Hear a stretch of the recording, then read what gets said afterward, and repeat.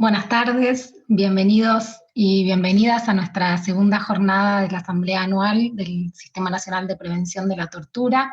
Ayer le dimos inicio con la presencia de la doctora Marcela Lozardo, ministra de Justicia y Derechos Humanos de la Nación, con la presencia de la doctora Estela Maris Martínez, defensora general de la Nación. También nos acompañó el doctor Gustavo Hornos, presidente del Sistema Interinstitucional de Cárceles, y la compañera Andrea Casamento, de ACIFAD. Compartieron panel el presidente del comité, Juan Manuel Irrazábal, y la comisionada María Laura Leguizamón, junto con el secretario ejecutivo Alan Yudo. Por la tarde se realizaron las mesas de trabajo regionales, en donde se abordaron las regiones del noroeste, nordeste, Pampeana 2 y Patagónica. Hoy en nuestro panel de inicio nos acompañan la comisionada Diana Conti, el comisionado Gustavo Palmieri, el doctor Martín Fresneda, que es director del Observatorio de Derechos Humanos del Senado de la Nación, y la doctora María Laura Garrigós de Regori, que es la interventora del Servicio Penitenciario Federal. También se encuentran presentes los comisionados Rocío Alconada, Josefina Ignacio y Diego Lavado. Previo a darle la palabra a Diana Conti, vamos a proyectar un video institucional de unos breves minutos, así luego comenzamos con el trabajo del día de la fecha. Bruno.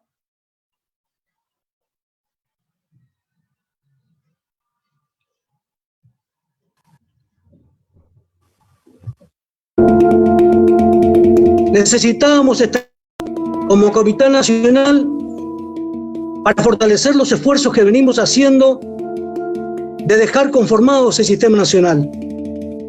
Porque los pilares fundamentales del sistema son los mecanismos locales junto con el Consejo Federal. No pudiera funcionar muy bien el organismo rector como Comité Nacional sin esos pilares. Va a servir también para incentivar a aquellas provincias que todavía no iniciaron ese proceso que lo hagan, pero necesitamos tener comités locales en todos los distritos del país, en todas las provincias argentinas. Entonces aprovechamos este tiempo, que pareciera ser un tiempo que a muchos llama a paralizarse, un tiempo de transformaciones profundas. Sabemos que para llevar a cabo su labor, los mecanismos de prevención, tanto locales como nacionales, deben estar equipados no solo con un respaldo legal robusto, sino también con los recursos humanos y financieros necesarios. Es preciso que los estados doten a estos mecanismos de independencia, autoridad y recursos presupuestarios. Tenemos una posibilidad histórica también, creo, de poder llevarlos adelante. Si hay algo malo que dejó y que está dejando esta pandemia, es una visibilización de la radicalización tal vez de las acciones ilegales de ciertos miembros de la fuerza en lo largo y a lo ancho del país. Esto obvio que nos abrió la posibilidad de trabajar transversalmente, de denunciar que faltan herramientas para erradicar esta problemática de la República Argentina, y claramente la conformación de los comités locales contra la tortura es una de ellas. En el ámbito interamericano, lo que quería era referirme e iniciar por el artículo 1 y el artículo 2 de la Convención. Y este principio implica dejar una aproximación individual del caso individual y empezar a pensar las situaciones de discriminación estructural, es decir, aquellos grupos que en nuestras sociedades han sufrido discriminación de manera permanente. Decía antes que Argentina tiene un sistema muy complejo de prevención de la tortura, porque hay 23 provincias y de esas 23 provincias tienen 14 mecanismos locales de prevención que están creados o designados, pero de ellos solamente 7 se encuentran operativos. Y esto me parece una deficiencia importante. ¿Por qué? Porque todos los ciudadanos argentinos tienen que tener los mismos derechos. La integración de una comisión de prevención de la tortura, de un mecanismo local, su funcionamiento va a estar directamente relacionado a si hay una decisión política de quienes conducen los destinos de una provincia, en este caso, de dotar de las herramientas, de permitir un funcionamiento libre, independiente, coordinado con otras áreas, con otras instituciones del gobierno provincial, compuesto de forma multidisciplinariamente, con distintos actores, con participación política de otros sectores. Y la verdad que eso en la provincia de Misiones se nota y se ve. ¿Qué enseñanza nos deja todo este proceso que tuvo la provincia de Tucumán? Que las leyes no deben dar lugar a que las reglamentaciones traben su puesta en funcionamiento, en primer lugar. Y en segundo lugar, que esas leyes deben ser autosuficientes y no deben otorgar al órgano, que será el controlado, el poder de incorporar condiciones que traben la labor de esa comisión o que impongan condiciones en la elección de sus integrantes. Es importante cómo el Estado debe estar presente en ese momento, per se, en ese momento, como llama su comité, el monitoreo in loco, a fin de determinar justamente lo que decía más temprano, que es el cese inmediato de la tortura, ya sea porque hay un hecho en sí que conlleva ex profeso un acto de tortura, reprimido por el Código Penal, o en un sentido también que establecen los tratados internacionales respecto al hacinamiento y las malas condiciones de vida que nosotros desde el comité también estamos trabajando para erradicar. Nos sentimos respaldados fuertemente por la más alta institucionalidad nacional en este camino y sentimos el respaldo de los organismos de derechos humanos del orden internacional.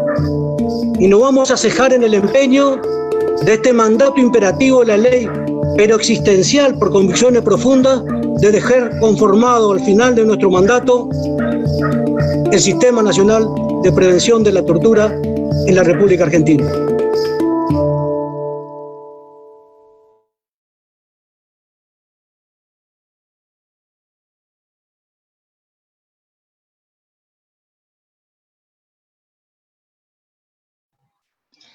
Bueno, vamos a dar inicio, entonces le voy a dar la palabra a Diana Conti, comisionada del Comité Nacional.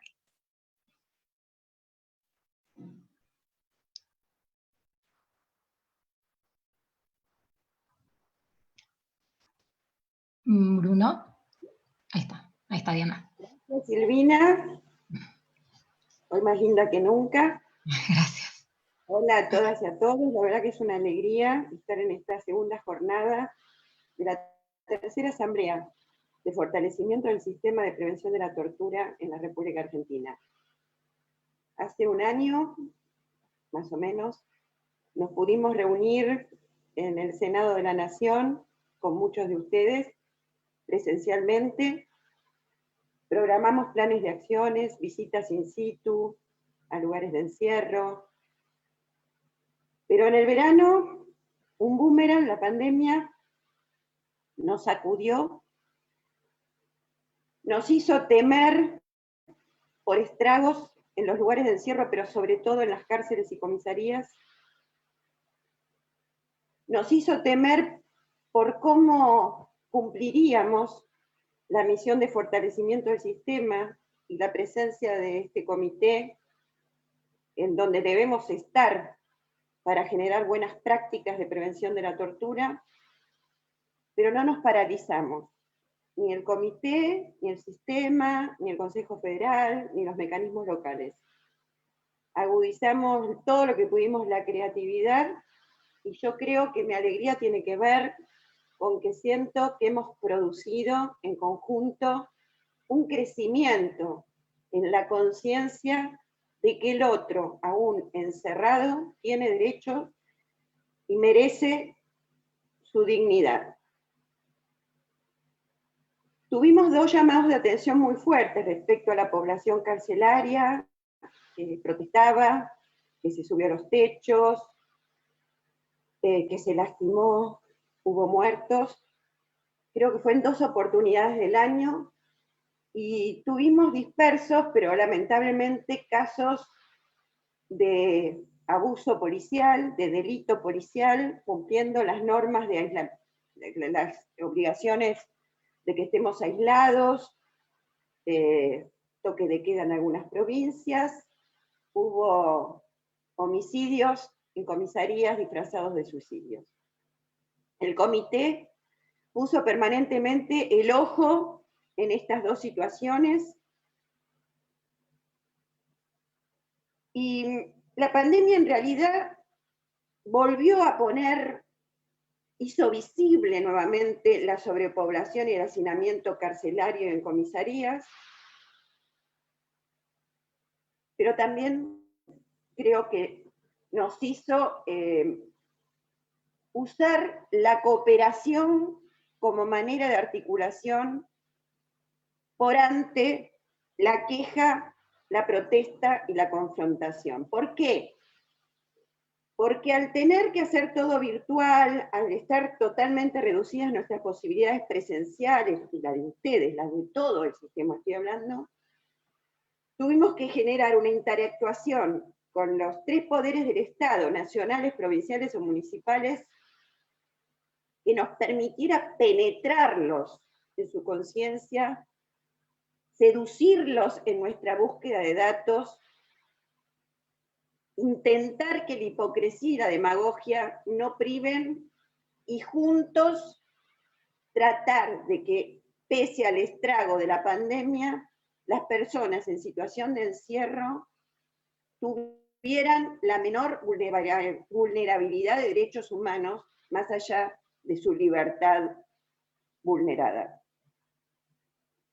Yo creo que apelar a la cooperación, interpelarlos, provocarlos a todas y a todos ustedes es muy importante. Son las reflexiones que este año me depararon. Yo soy confrontativa, así que tuve que cambiar el carácter, y quiero interpelarlos del mismo modo, porque creo que en el fortalecimiento de un sistema de prevención de la tortura necesitamos de todo, de lo público, de lo privado, de lo institucional, de las organizaciones sociales. Y entonces debemos de poner diferencias para potenciar nuestra capacidad transformadora.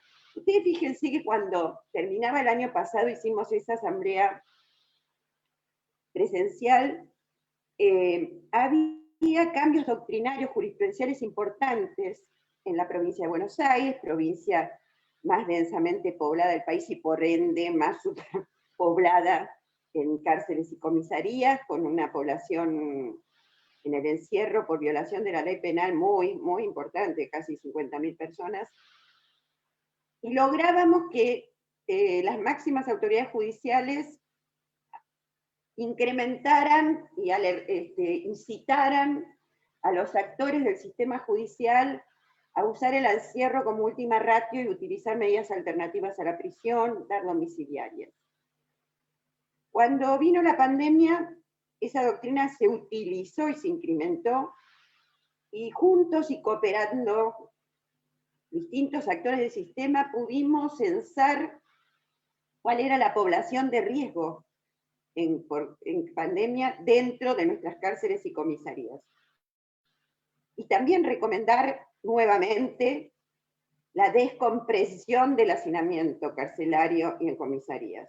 Una fuerte campaña mediática y de parte muy importante de nuestra sociedad impidió el progreso de esa jurisprudencia, de esa doctrina, diciendo que se liberaban violadores, asesinos, cuando todos sabemos que eso no es verdad. ¿Cuál es nuestro desafío? ¿Cuál es nuestro plan de acción? ¿Cómo fortalecemos este sistema? Militando nuevamente y permanentemente un cambio cultural. Nosotros tenemos que lograr que nuestra sociedad y nuestra opinión pública, que tanto influye en las decisiones de los jueces, que son quienes meten a la gente en el encierro, cambie, varíe. Sepan que aunque aquel que transgredió el Código Penal será privado de su libertad si es condenado, pero tiene derecho a la salud, a estudiar, a trabajar, a formar una vida familiar, a poder aspirar a volver a integrarse conviviendo en paz, en libertad. Entonces yo interpelo esta vez, incluso a aquellas organizaciones no gubernamentales más confrontativas, a agudizar la creatividad para trabajar en vínculos de cooperación aún con aquel funcionario que crean que está ideológicamente en las antípodas de nuestro pensamiento. Vamos por la militancia, vamos por la vigencia plena de los derechos humanos en lugares de encierro, vamos a poner arriba nuestras convicciones y a seducir a todas y a todas, sobre todo a los que son responsables del encierro y su custodia, de que los derechos humanos son la mejor ideología para vivir en paz y productivamente. Viva la Argentina, viva este sistema y viva el comité. Muchas gracias. Muchas gracias, Diana. Bueno, le voy a dar la palabra al doctor Martín Fresneda, director del Observatorio de Derechos Humanos del Senado de la Nación. Hola, ¿cómo les va? ¿Me escuchan bien? Buenas tardes a todos y a todas. ¿Cómo Sí, estás? te escuchamos bien. Diana, bueno, un gusto, gracias por invitarme a esta asamblea. La verdad que para mí es verdaderamente un gran orgullo poder seguir siendo parte de esta lucha que debe involucrarnos a todos, que es la lucha para vivir en un país que esté libre de tortura, ¿no? Es un compromiso con la historia, es un compromiso con quienes padecieron en otros tiempos los peores modelos de Estado que gobernaron a través de la extracción de información en los centros clandestinos, aplicando las torturas, y que hoy al día de la fecha en muchos lugares de encierro todavía existen estas conductas tan denigrantes hacia la condición humana. Por eso, desde ya, muchísimas gracias que me den esta posibilidad. Diana lo sabe y otros también, está Gustavo también, del esfuerzo que le pusimos en otra oportunidad cuando fui secretario de Derechos Humanos y me tocó hacer realidad esta circunstancia en la cual pudimos avanzar con la sanción de la ley, circunstancia que posiblemente esta sea una oportunidad para que la conversemos, pero en aquella oportunidad pensamos que tener la mejor ley podía ser quizás la posibilidad de marcar un rumbo, el cual en el tránsito íbamos a ir resolviéndolo. Hoy podría decirles que esa ley, que yo pensé que era quizá la mejor ley con el mejor estándar, es una ley que sin duda la práctica, la realidad que ustedes van construyendo, la interpela, la incomoda hasta la propia ley, y a mí me parece que es el mejor proceso de todos, ¿no? Por eso yo celebro y reconozco muchísimo el trabajo que están haciendo desde el Mecanismo Nacional contra la Tortura, y más que todo en este desafío que es finalmente que todos los territorios nacionales tengan un mecanismo local contra la tortura. Cuando trabajamos el decreto reglamentario de la ley, también fue verdaderamente una discusión, un debate que sin duda es un debate dinámico, ¿no? El gran problema es que en este país es muy difícil después modificar las leyes, pero en realidad deberíamos tener mayor condición, capacidad para poder ir adaptando la ley a la foto, al contexto histórico en el cual van viviendo los países, porque tenemos avances y retrocesos, y quizá era una buena ley pensada para un contexto en el cual gobernaba un gobierno que tenía un compromiso con los derechos humanos muy distinto al proceso que se dio en otra oportunidad. Y en ese sentido también eso motivó en su oportunidad también, que lo podemos debatir, la participación de la Secretaría de Derechos Humanos con su representante. Y en ese sentido creo que, bueno, ha sido un paso muy importante haber sancionado la ley, el decreto reglamentario, y luego no pudimos ponerlo en funcionamiento nosotros, y ha sido la gestión de Mauricio Macri, en la época de Mauricio Macri, en el cual se puso en funcionamiento de manera defectuosa y hoy continúa. Por lo tanto, yo creo que es muy importante esto que digo, en tanto es una, yo diría, una institución que necesariamente, como todas las políticas de Estado de Derechos Humanos, debe trascender a los gobiernos, debe estar blindada de los momentos de retroceso. Y cuando digo momento de retroceso, digo cuando hay momentos de retracción de la economía y los discursos de achicamiento o bajar el déficit fiscal, una de las cosas en las cuales los estados que tienen esas políticas, que es el achicamiento del Estado y del déficit fiscal, generalmente achican por el lado de los derechos de los sectores más vulnerables. Y en este sentido, la población carcelaria, las personas que están en situación de encierro, que serían quienes serían los beneficiarios, si podemos decirlo de alguna manera, de que existe un mecanismo contra la tortura para preservar las condiciones, para preservar las garantías de sus derechos, para preservar una alimentación sana, etcétera, etcétera. Creo que verdaderamente requiere como dice Diana, de una creatividad enorme, de un compromiso de quienes estén adelante de los mecanismos, y también, por otra parte, un nivel de alianza muy importante con distintas instituciones del Estado, como en este caso puede ser Secretaría de Derechos Humanos de Nación, el Observatorio de Derechos Humanos del Senado, y así alianzas a niveles provinciales y locales que le den, de alguna manera, un marco para que ese mecanismo no sea un contrapelo de las condiciones políticas, culturales, sociales de las provincias. Sin duda hay provincias que tienen características muy distintas en los modelos, yo diría, carcelarios como represivos, más bien todas obviamente tienen una matriz de doctrina de seguridad claramente idéntica, y que sin duda es represiva y no es preventiva, y que sin duda no tiene a las cárceles, como dice la Constitución Nacional, para resocializar, ¿no? Y en ese sentido hay, yo diría, estándares constitucionales y de tratados internacionales y recomendaciones de la comunidad internacional que en Argentina definitivamente no se cumplen. Y no se cumplen porque creo que la gran mayoría de los gobiernos, diría, con mucho pesar, son permeables a los discursos de una, yo diría, de una derecha irresponsable, de un sentido común, de una ciudadanía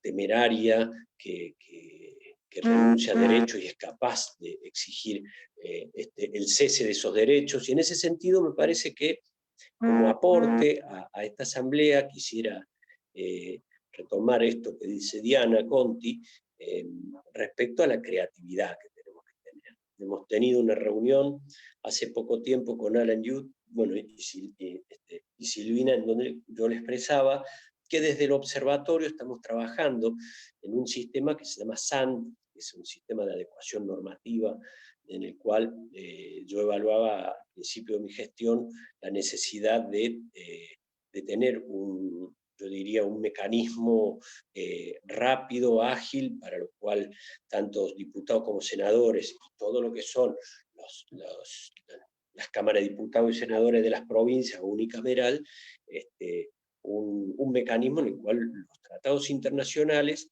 como los compromisos internacionales de una república, sean asumidos por cláusulas federales por todas las provincias. En ese sentido, Argentina, la deuda que tiene con respecto a la conformación del Consejo Federal de Mecanismos, ¿sí? Tenemos un tercio, entiendo, de los mecanismos en funcionamiento, nos pone una responsabilidad enorme, y en esto de la creatividad yo creo que hay que poder introducir este debate, creo que algo de haber escuchado sobre los medios de comunicación, y poder instalar la necesidad de un mecanismo sin que por ello implique una amenaza a la política o una amenaza a las fuerzas de seguridad, ¿no?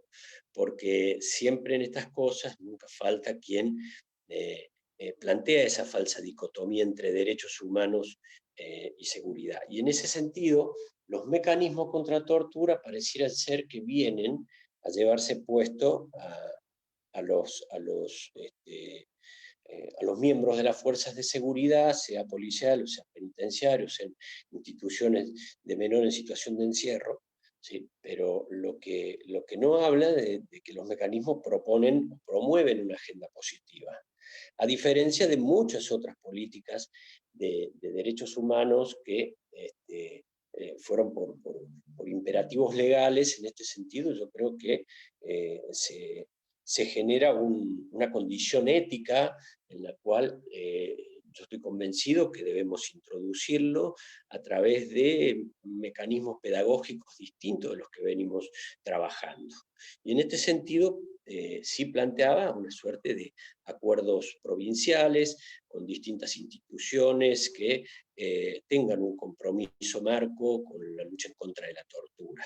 Y en ese sentido, en ese acuerdo marco, mi propuesta era trabajar desde una perspectiva educativa, porque estoy convencido que la gran mayoría no conoce el contenido ni de la Convención ni el Protocolo Facultativo contra la Tortura, menos la ley nacional, y menos el funcionamiento, ni el compromiso que la Argentina va asumiendo, ni mucho menos, ¿sí?, cuál es el resultado de los países que tienen un buen mecanismo contra la tortura. ¿Cuál es el resultado en calidad institucional y democrática? ¿Cuál es el resultado en elevar el estándar de vida y de condiciones, de oportunidades, diría yo? Oportunidades. El Estado, en su mecanismo represivo, quita oportunidades permanentemente.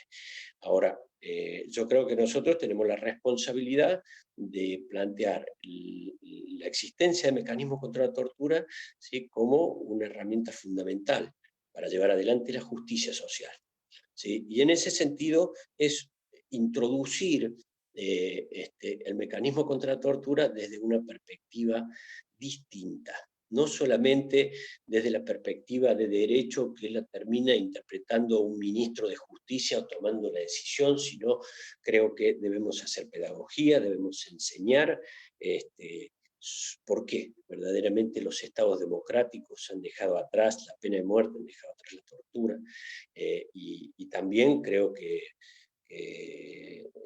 eso constituiría una masa crítica de mayor nivel de apoyo, de alianza, para que los gobiernos provinciales puedan también asumir esta responsabilidad, ¿sí?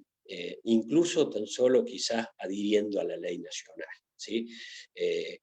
Sé muy bien que en estos tiempos, y los saludo, están buscando distintas alternativas para que las provincias puedan armar su traje a medida para que funcionen mecanismos, por más que sean defectuosos, pero funcionen. Yo no soy de la idea de que desde los organismos nacionales, ¿sí?, estemos marcando con el dedo cuál es el nivel de estándar correcto o incorrecto. Yo en ese sentido creo que debemos tener yo diría un marco de aceptación, de respeto hacia las decisiones de las provincias, por más que sean mecanismos fallidos, ¿sí? En ese sentido, conozco las situaciones de muchas provincias, de sus avances y retrocesos, sus modificaciones, porque el diálogo es una construcción de un idioma que, para que sea aceptado de buena fe, necesita de un trabajo de muchos años, o sea, la construcción de confianza. Y eso es lo que muchas veces sucede cuando vienen organismos nacionales, las provincias se sienten de alguna manera intervenidas, ¿no?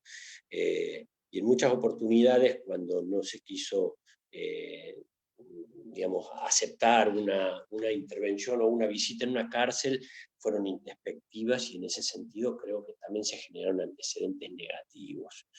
Sin embargo, yo creo que, bueno, en un punto en donde la negación debe ser superada por la decisión. Y con esto termino. Creo que es fundamental que podamos ir construyendo esas alianzas provinciales, con los gobiernos provinciales, con las universidades, desde el Ministerio de Educación, incluso también involucrar los ministerios de salud, porque tienen mucho que ver con eso, involucrar otros actores, ¿sí?, que los que venimos siendo parte de empujar esta difícil política que es prevenir, sancionar la tortura en Argentina. Así que, bueno, sin más, agradecerles mucho y, bueno, desearles en el marco de esta situación que vivimos un fin de año lo mejor posible, que tengamos vacunas y que, bueno, que salgamos de esta situación compleja. Así que muchísimas gracias y muy buenas tardes. Muchas gracias, Martín, por tu intervención. Le voy a dar la palabra al comisionado Gustavo Palmieri. A ver si estamos con los micrófonos. Ahí te habilita Bruno. Ahí está. Ok. Muy bien. Bueno, hola a mis compañeras, compañeros panelistas, a María Laura, a Diana y a Martín. Quiero, en el nombre, digo, utilizando la persona de la invitación de Martín, quiero reconocer acá a todos y todas las personas, las organizaciones, los legisladores que acompañaron la aprobación de esta ley. Las asambleas, en buena medida, sobre todo y más en estos momentos iniciales, como bien planteaba Diana, son momentos de contar lo que hicimos, de poder en debate lo que pensamos hacer y en alguna medida también de rendir cuentas.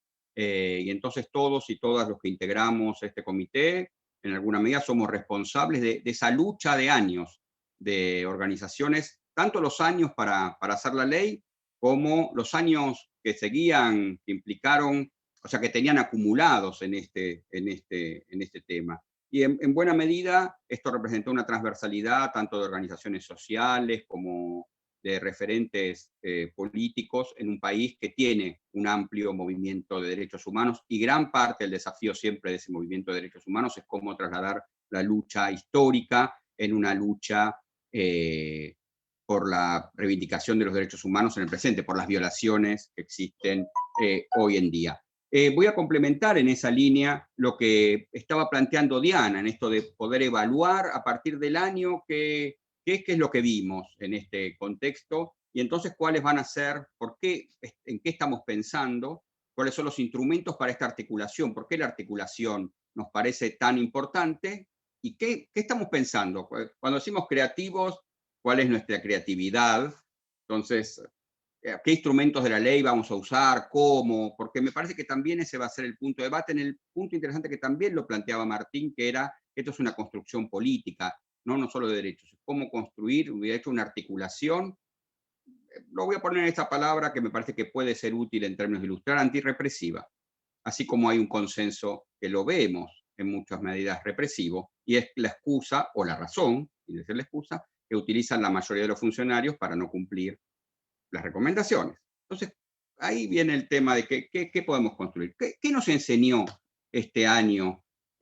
Algunas de las cosas que nos enseñó. Bueno, que veníamos de años, no solo desde 2015, hubiera dicho, sino desde 2013, según las jurisdicciones de políticas que se estaban transformando, tanto en términos de seguridad como penitenciarios, e inclusive ponían en cuestión algunos otros avances, como eran los de salud mental, esto dependiendo de las jurisdicciones, que esas políticas y consecuencias se habían agravado estos 2 últimos años también, también depende de las jurisdicciones cuando uno quiere ver esto, y que había en distintas jurisdicciones y en distintos momentos una posición de que este año tenía que ser un año de quiebre, que tenía que revertirse esa situación, que tenían que aplicarse medidas diferentes, por ejemplo, frente al hacinamiento, poder modificar decisiones judiciales en ese punto, revertir leyes que se habían estropeado porque no habían roto entre las decisiones judiciales y esas leyes la progresividad de la aplicación de la pena, pero que esas medidas, que a veces fueron medidas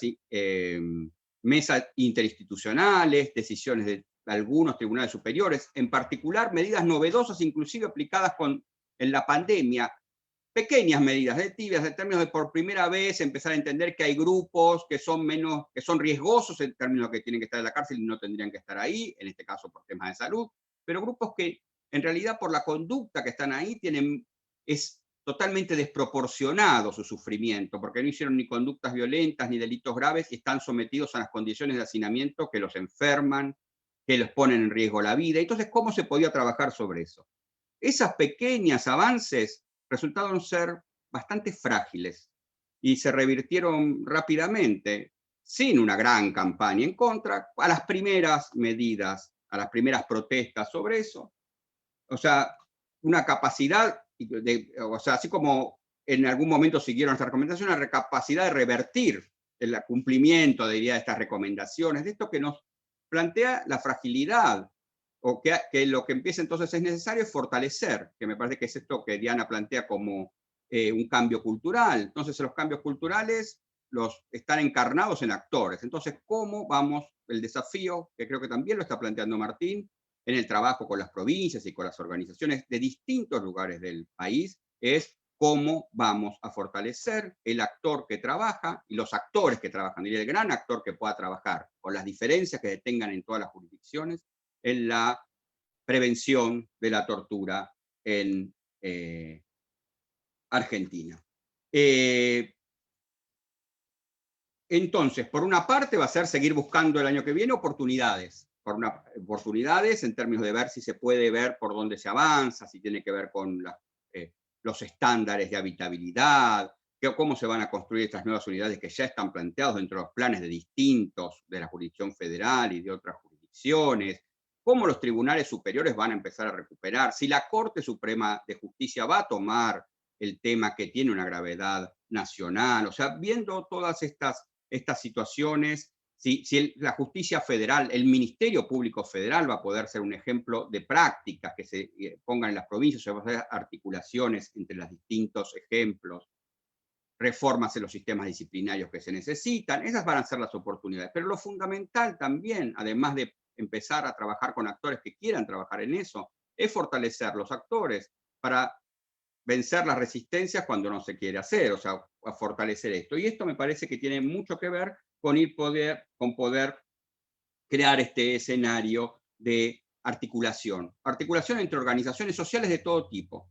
Cuando nosotros hablamos ahora en el registro y de la habilitación para poder, que ya plantea la ley, de poder ingresar a los lugares, de poder trabajar en la prevención de la tortura con tareas de monitoreo, no solo hablamos de ONGs, sino de organizaciones sociales que incluyen universidades públicas que en muchas jurisdicciones han sido las únicas que han hecho informes sobre la situación carcelaria. También los nuevos, digo porque están vigentes ahora y han cobrado otra vitalidad, las cooperativas de liberados, las organizaciones, instituciones de familiares, como tuvimos ayer presente, y nos parece que eso aparece como fundamental, hasta la articulación con todos los actores públicos, de todos los poderes del Estado y de todos los niveles, provinciales, federales, los espacios de articulación federal como el Consejo Penitenciario Federal, la respuesta de la defensora ayer en términos de los consejos de defensores, y cómo para los defensores es particularmente interesante poder articular con organizaciones sociales en las jurisdicciones.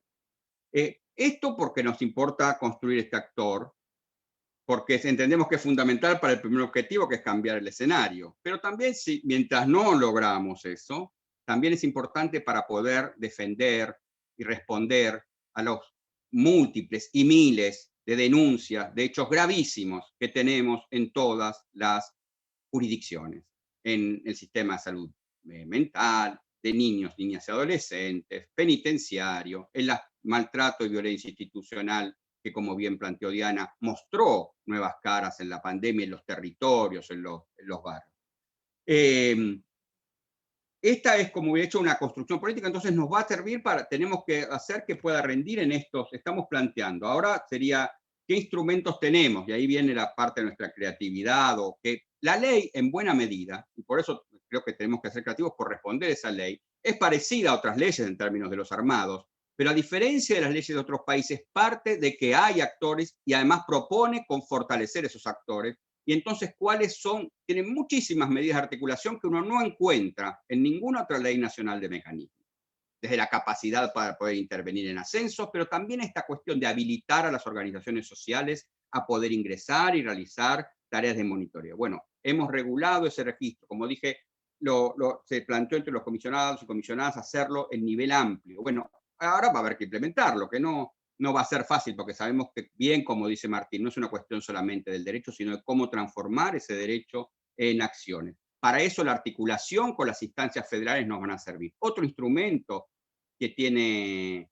Así que me parece que una parte es invitar a las organizaciones a revisar eso, a inscribirse, a ver cómo lo hacemos funcionar, a empujarlo, porque además fue un reclamo de las organizaciones sociales y ahí sí está por eso. Por otra parte, cómo articular en muchos lugares que los ingresos se hacen articulados entre organizaciones sociales y defensores. Entonces, ver si se puede promover esas formas como para multiplicar, ampliar esas espaldas, ¿no? Muchas dicen, no tenemos espaldas. Bueno, ¿cómo armamos esa fortaleza? las instituciones, decía, los consejos federales, las instituciones provinciales, y algo también muy importante. La ley habilita, y todavía lo hemos empezado a usar el año pasado, y funcionó, que las instituciones federales puedan inspeccionar y tengan competencia sobre las jurisdicciones provinciales y que las provinciales sobre las federales. Entonces, la ley sostiene que no hay que para inspeccionar, para ver los derechos humanos, para hacer recomendaciones, para preocuparse por alguien que puede estar siendo vulnerado en sus derechos humanos, no valen las jurisdicciones. Para verlo, después están las decisiones. Pero en ese sentido nos unifica en forma de protección. Lo pone como no solo por los tratados internacionales plantean esto, sino es una forma en que se articula el federalismo. En esto fue importante ese avance de la ley, que ahí está planteando muy bien Martín en cómo hacerlo. O sea, cada provincia debe decidir cómo hacer la ley, pero hay también otros mecanismos que desde entre todo el sistema podemos decidir, porque nadie tiene autonomía para vulnerar los derechos humanos de ningún ciudadano y ciudadana o habitante o persona que esté parada en Argentina.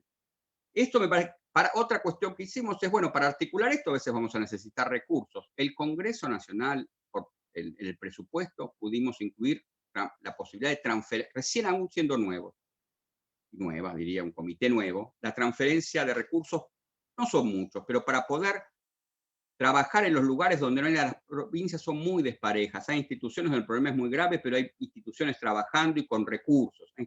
Hay jurisdicciones, lugares, temas en algunas jurisdicciones donde no hay nada. Y por eso también vamos a impulsar en esta línea la creación de los mecanismos provinciales. Y parece que estamos mal, pero a veces también pensaría, no estamos tan mal. ¿En qué punto? Más de la mitad de las jurisdicciones, sus legislaturas, representantes del pueblo de esas provincias, aprobaron leyes. Y como en la línea que dijo Martín, aprobaron leyes con problemas o no, pero lo que se están son incumplimientos de los ejecutivos en la formación, en la reglamentación de esas leyes, o de algunos legisladores en cumplir leyes que ya están aprobadas, y legisladores. Entonces, tenemos que lograr ese acuerdo para que se vea que, por ahí si las primeras medidas en un año electoral son difíciles, las medidas que tienen que ver con poder ingresar, con poder construir los actores, para que esos actores podamos trabajar en otros contextos más fáciles o más provisorios, eso es un año que es importante, me parece, también aprovecharlo. Y impulsar leyes en donde no estén, pero también fortalecer, porque es muy diferente también, así como hay jurisdicciones donde hay leyes y no hay mecanismos, hay otras donde funcionan sistemas de inspección bastante sólidos de algunas instituciones, pero no hay ni ley ni mecanismo. Bueno, ver cómo se trabaja con esos actores en el mientras tanto, porque nuestra función no solo es igualar en términos institucionales, ya que todos chequeen que tienen un mecanismo, sino que en todos los lugares haya instituciones, organizaciones y articulaciones fuertes para trabajar sobre los problemas que en esas jurisdicciones están, que también, si bien en algunos puntos son similares, también son muy diferentes. No es lo mismo los niveles de hacinamiento en aquellas que tienen narcomenudeo que en las que no, en las que tienen órganos de revisión de salud mental que en las que no. Entonces eso, diría, va a ser nuestro planteo en términos de futuro, de cómo hacerlo. Me parece que estos son los instrumentos. Vamos a seguir profundizando los estándares federales para poder cumplir y seguir trabajando algo también, que es otro de los instrumentos, que son el Registro Nacional de Casos de Tortura. No solo porque es un instrumento técnico, sino porque permite ver a partir de ahí que, como vamos a levantar también situaciones que no estén en los registros criminales, bueno, poder tener un panorama de la tortura en los distintos sistemas de las distintas jurisdicciones es una forma de hablar en concreto sobre de qué problemas, de qué violaciones estamos hablando, y ahí también las situaciones desparejas. Hay jurisdicciones que tienen más de un registro, ahí nuestra función será articularlo, sacar las enseñanzas de ahí para llevarlas a otras, pedirle a esas instituciones que colaboren con las otras jurisdicciones, sacar enseñanzas, y en otro es empezar desde cero. Bueno, eso es lo que tenemos para el año que viene, que se plantea como un año difícil, tanto en términos de cómo vamos a salir de esta pandemia a nivel mundial, a nivel nacional, y obviamente también cómo vamos a salir en términos de qué políticas específicas sobre el tema de pandemia, pero bien sobre estas, se van a aplicar sobre personas privadas de su libertad. Muchas gracias.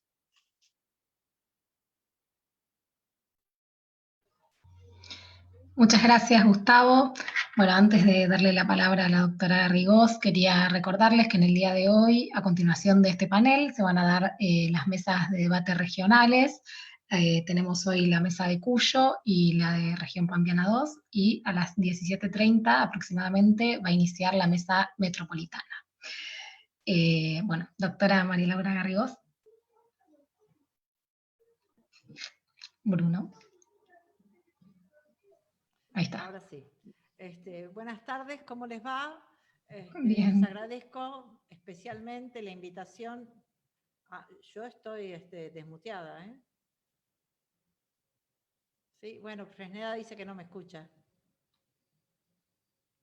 Y Diana tampoco, ¿no? A ver. Se escucha un poco bajito, quizás. A ver ahora. Ahí está mejor. El micrófono. Bueno. Ahí sí. Bueno, Gracias. estas son las computadoras que tenemos. Hablando de cuestiones imaginativas, nosotros trabajamos con lo que tenemos. Así que conseguimos un microfonito económico y con eso estamos andando. Pero bueno, agradezco la invitación a este panel y a esta reunión tan importante. Digo, me parece que la labor que lleva adelante el Comité contra la Tortura en el orden nacional es fundamental. Por esto que destacaba Gustavo recientemente, ¿no? La creación del registro no solamente sirve para estudiar sobre qué estamos hablando, sino también para visibilizar lo que nosotros en muchos casos hemos considerado natural y se ha naturalizado. No digo entre los miembros del comité naturalmente, ni entre las organizaciones que se dedican a la protección de los derechos humanos, pero sí en otros ámbitos. La matriz represiva es una matriz que no hemos abandonado todavía, y ahora que estoy en una institución como es el Servicio Penitenciario Federal, podría decirles que estamos lejos de abandonar esa matriz. En ese sentido, me parece fundamental el aporte que hace Fresneda a este respecto, porque la forma de trabajo del servicio penitenciario y de la fuerza de seguridad en general no surge de gente que maliciosamente quiera desarrollar su trabajo de esa manera, sino que se va conformando a lo largo de un sentido común, porque es el sentido que rige en el grupo ese de trabajo, que es transversal y trasciende las épocas. Ni siquiera se puede rastrear, me parece a mí, el origen. Bueno, probablemente si habláramos del panóptico, pero el Servicio Penitenciario Federal, por ejemplo, ha tenido un director como Pettinato, y Pettinato luchó contra esa matriz, y sin embargo, después de su gestión, también es cierto que nuestro país, después de la época en que Pettinato estuvo a cargo del servicio penitenciario, también tuvimos dictaduras y demás. No es casual, entonces, que las fuerzas de seguridad en general puedan adherir tan fácilmente a la matriz represiva. Lo que tendríamos que considerar, y por eso me refiero a lo que decía Fresneda recién, es que todas las fuerzas penitenciarias se forman en las escuelas de cada una de las fuerzas. Y allí, en la currícula de las escuelas de las fuerzas penitenciarias y de las fuerzas de seguridad en general, habría que ver cómo hacer germinar el respeto por los derechos humanos de todos. Y no solamente a través de la práctica teórica, digamos, de inculcar los conocimientos teóricos, sino también, por ejemplo, hacer visibilizar, por ejemplo, registrando todos aquellos hechos que se consideran violaciones a los derechos humanos o, en todo caso, prolegómenos de futuras violaciones. Y me estoy refiriendo a esas situaciones que van generando lentamente violencia hasta que desembocan en una acción de violencia institucional. Bueno, esto más o menos como para pintar el panorama de lo que yo he podido advertir en estos 6 meses que estoy en esta función. No me ha tocado todo el año, pero en estos 6 meses me parece que podríamos hacer este pequeño resumen.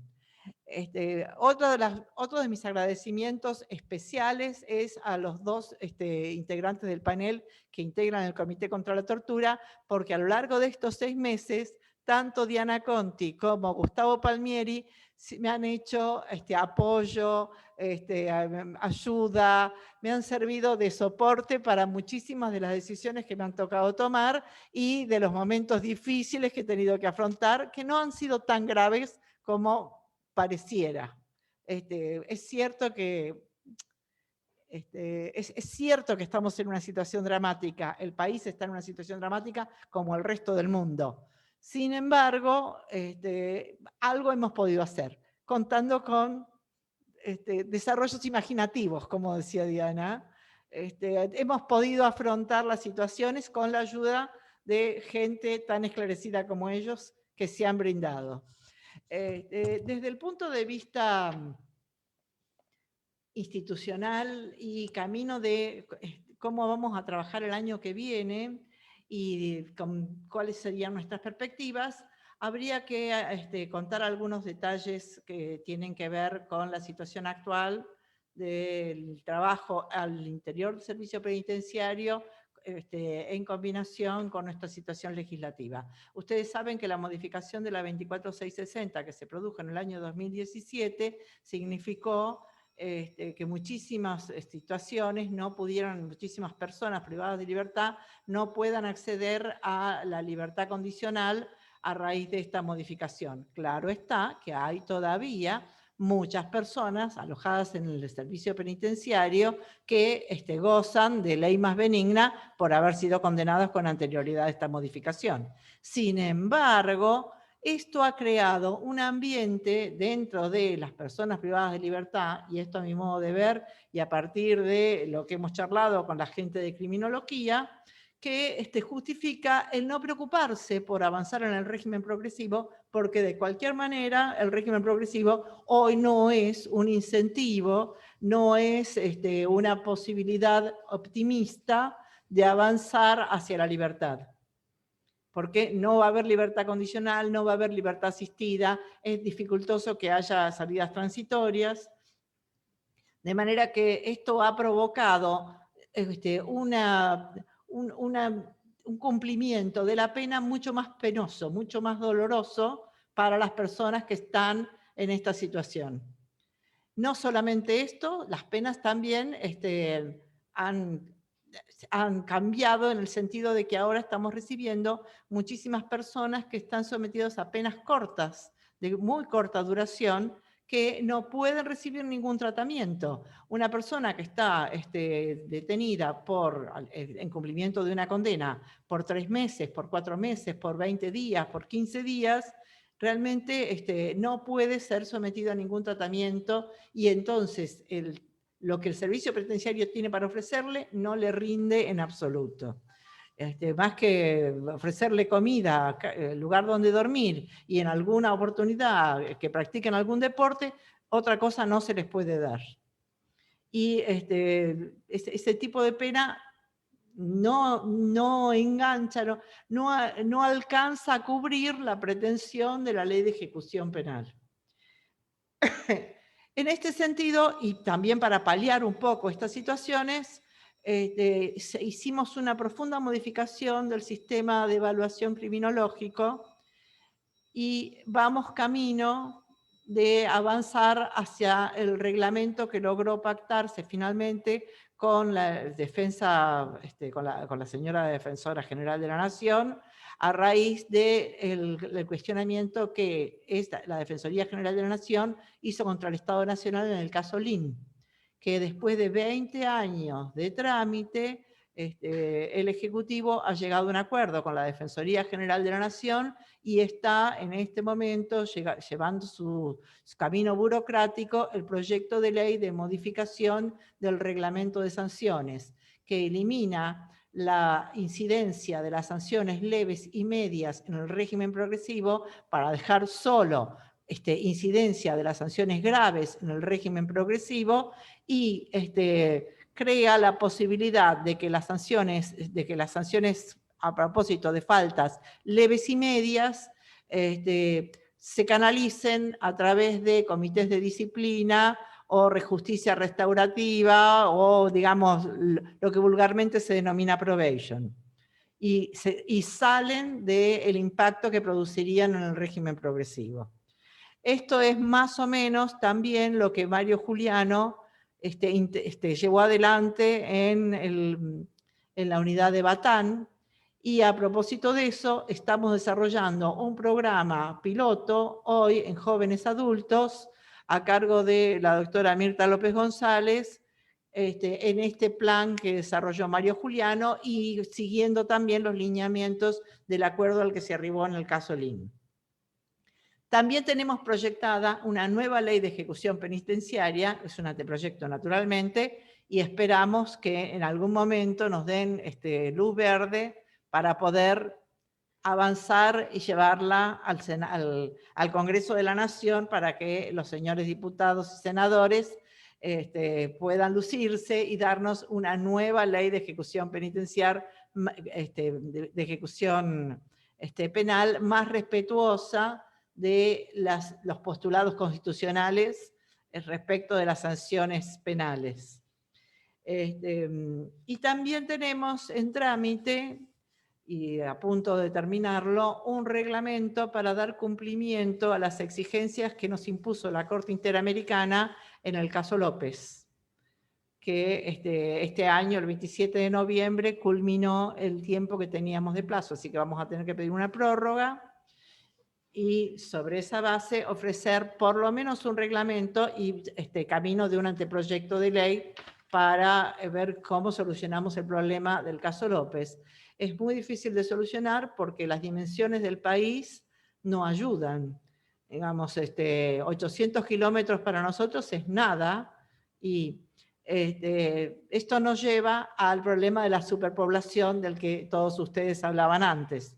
Nosotros necesitamos hacer traslados de las personas privadas de libertad a las unidades que están establecidas en las provincias, porque el mayor ingreso de personas privadas de libertad es acá, en el ámbito de la ciudad de Buenos Aires y de la provincia de Buenos Aires, y las unidades que están alojadas tanto en la ciudad de Buenos Aires, Devoto, como en la provincia de Buenos Aires, no darían abasto para recibir el ingreso que de hecho hoy estamos ante el problema de superpoblación en esos lugares, aunque tenemos plazas en las unidades del interior del país.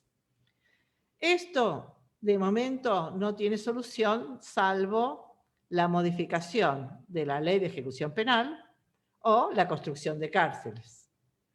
Y la tercera solución, que de la mano de las recomendaciones de los organismos internacionales, como el Pacto o como otros organismos de derechos humanos, la tercera solución es el arresto domiciliario.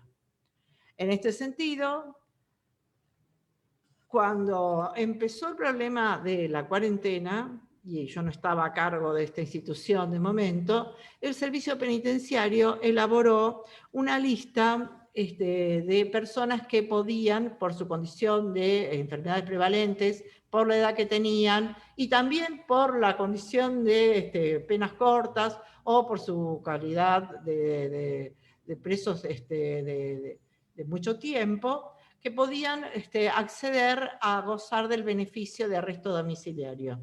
La lista incluía 1.280 personas. Hoy esa lista, que se mantiene, porque periódicamente se confecciona la lista de aquellos a los que se va a informar a los jueces que estarían en condiciones, según el servicio penitenciario, de acceder al arresto domiciliario, es de 1.300 personas. Así que, contando que en ese momento, y ustedes lo recordarán porque en todos los diarios hubo, como contaba Diana, grandes repercusiones respecto de este asunto, en ese momento salieron al arresto domiciliario 860 personas que hoy estamos controlando. Parte de esas personas salieron y son irrespetuosos de su arresto domiciliario sin ningún tipo de control electrónico. Pero buena parte de ellos tienen hoy controles electrónicos. Durante el periodo de los últimos 6 meses, se hicieron 1.400 informes para colocación de mecanismos de control electrónico y se colocaron 560 tobilleras. Esto quiere decir que nosotros, si estas personas, estas 560 personas que tienen hoy las tobilleras, y estas otras 860 personas que están en el arresto domiciliario, estuvieran hoy en el interior de las unidades carcelarias, pues necesitaríamos otro complejo de Ezeiza, aproximadamente, para poder darles alojamiento. Como ustedes podrán imaginar, no es posible pensar que el año que viene vayamos a contar con otro complejo de Ezeiza, ni con otro complejo, ni siquiera con la mitad de las plazas con las que cuenta Ezeiza o cuenta Marcos Paz, pese a que la ciudad de Buenos Aires está construyendo otro complejo en Marcos Paz de 2.200 plazas, pero que todavía no tiene posibilidades de estar terminado.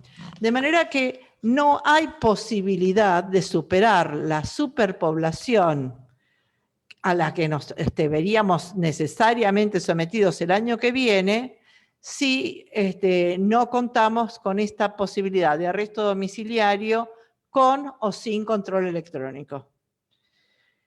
Y sobre esto va a haber que trabajar tanto en los tribunales como a través de los medios periodísticos y con la comunidad toda, porque ustedes lo recordarán también como yo, cuando se habló, como decía Diana, de que se iban a conceder arrestos domiciliarios en función del problema de la pandemia, lo primero que la gente tenía era la sensación de que los iban a violar en la puerta de la casa. De manera que vamos a tener que trabajar en este sentido, salvo que nos resignemos a la superpoblación. Ineludible. Sobre todo porque, también ustedes lo sabrán, durante el principio de los primeros 4 o 5 meses de la cuarentena, el índice delictivo bajó notoriamente. Hoy se ha ido recuperando, pero esto significó también un descongestionamiento importante. Hablando de trabajar con otros organismos y otras instituciones, lo primero que habría que decir es que el Servicio Penitenciario Federal ha trabajado en forma directa con el Ministerio de Salud.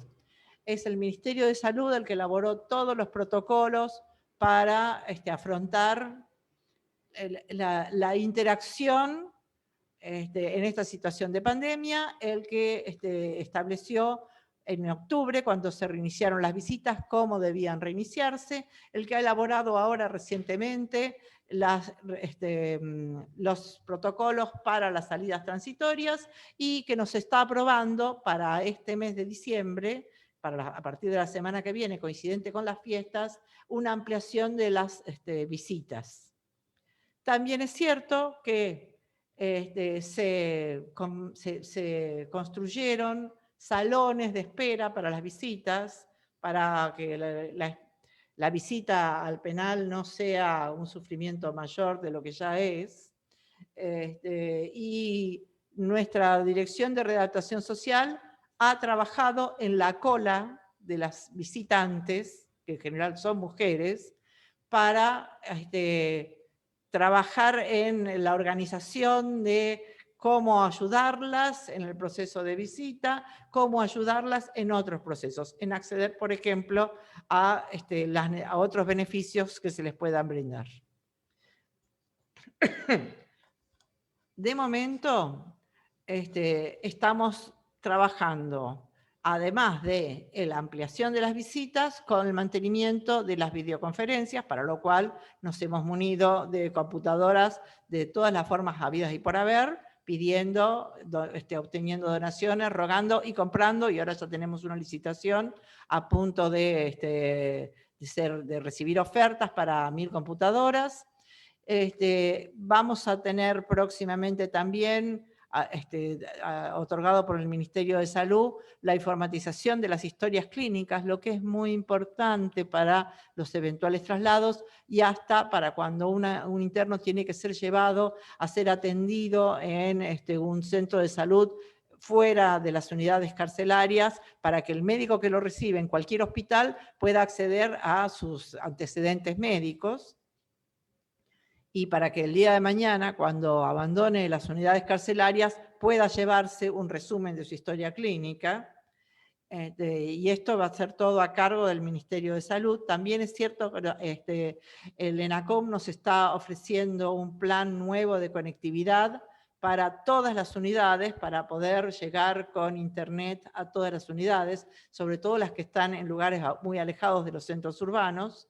Y estamos previendo que el próximo cuatrimestre, y esto a partir de lo que nos dicen las universidades, no va a ser presencial en materia educativa, así que seguiremos trabajando en materia educativa por vía de informática.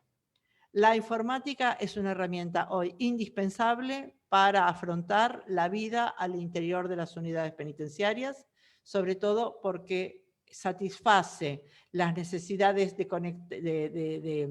contacto, aunque sea virtual, con personas que de otra manera no podrían vincularse con las personas detenidas y porque facilita la posibilidad de una oferta distinta en materia educativa y aún en materia laboral.